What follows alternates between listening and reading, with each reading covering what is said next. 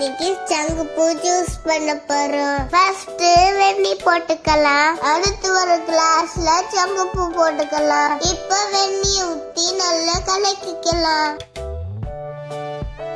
எப்படி ப்ளூ கலர்ல மாறுதுன்னு பாருங்க. இப்ப ஐஸ் கட்டி போட்டுக்கலாம்.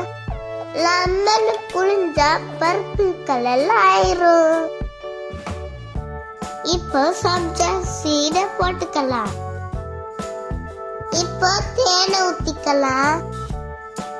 எனக்கு ரொம்ப பிடிச்சிருக்கு. நீங்களும் என்னைய மாதிரியே செஞ்சு பாருங்க. இன்னைக்கு எங்க ஊர்ல இருக்க அவரைப்பூவை பறிக்க போறோம்.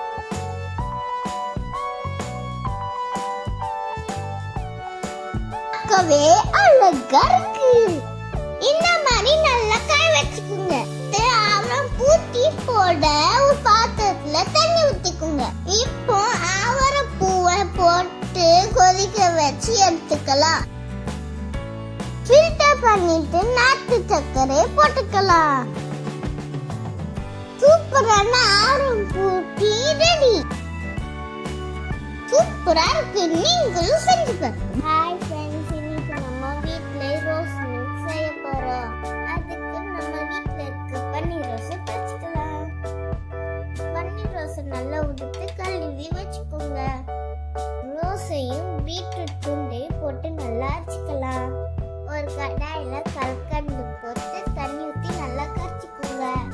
கரைச்சி வச்சதை போட்டுக்கலாம். நல்லா கொதிச்சது ஃபில்டர் பண்ணி எடுத்துக்கலாம். ஒரு கிளாஸ்ல ஐஸ் கட்டி போட்டு பால் ஊற்றி செஞ்சு வச்ச ரோஸ் ஊத்திக்கலாம். சூப்பரான ரோஸ் மில்க் ரெடி.